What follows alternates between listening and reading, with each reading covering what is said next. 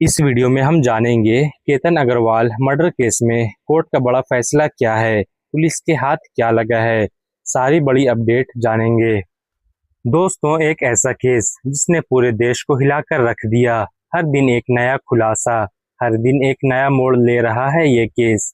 अब इस केस में कोर्ट का बड़ा फैसला सामने आया है।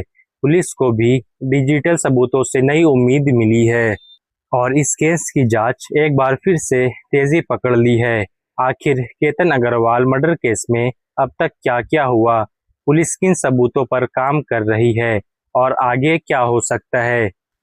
अगले 6 मिनट में आपको पूरी कहानी आसान भाषा में बताएंगे, इसलिए वीडियो को आखिर तक जरूर देखिए।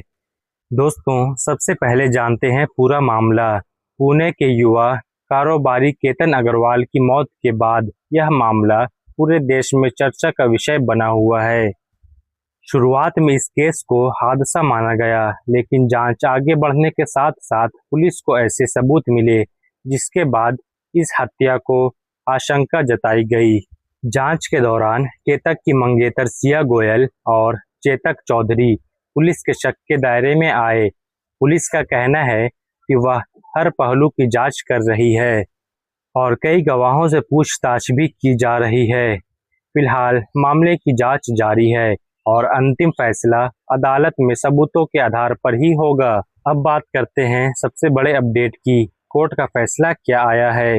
हाल में ही कोर्ट ने सिया गोयल और चेतन चौधरी को 14 दिनों की न्याय हिरासत में भेज दिया है। इसका मतलब यह है कि अब दोनों जेल में ही रहेंगे, जबकि पुलिस आगे की जांच जारी रखेगी। पुलिस ने अदालत में बताया कि अभी कई पहलुओं की जांच बाकी है और इलेक्ट्रॉनिक सबूतों की भी विस्तार से जांच की जा रही है। यही वजह है कि इस फैसले के बाद पूरे केस ने एक नया मोड़ ले लिया है। अब बात करते हैं पुलिस के हाथ क्या लगा और बात करते हैं उस अपडेट की जिस पर सबकी नज़र बनी हुई है। रिपोर्ट्स के मुताबिक पुलिस ने आरोपियों के कब्जे से मिले मोबाइल फोन का डाटा रिकवर कर लिया है।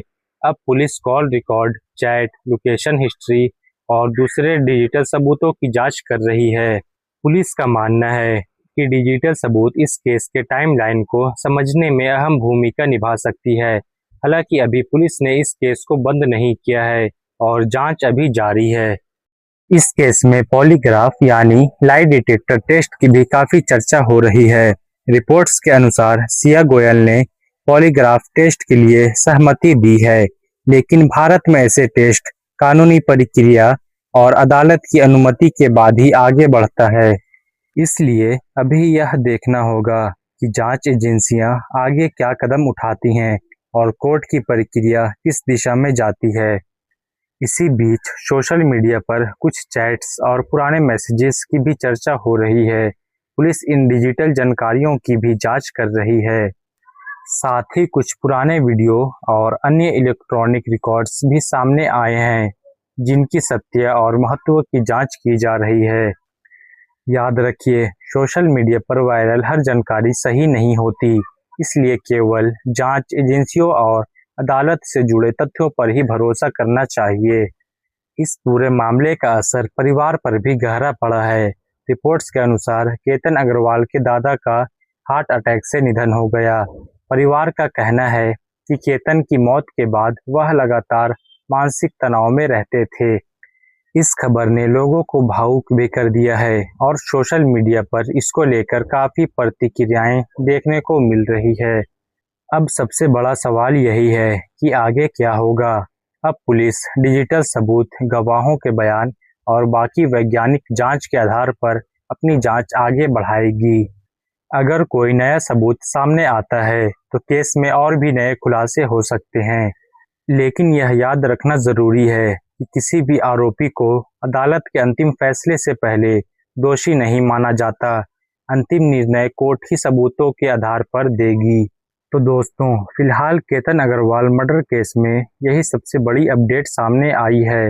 अब देखना यह होगा कि पुलिस की आगे जांच में क्या न्याय सामने आता है और कोर्ट में यह मामला किस दिशा में बढ़ता है।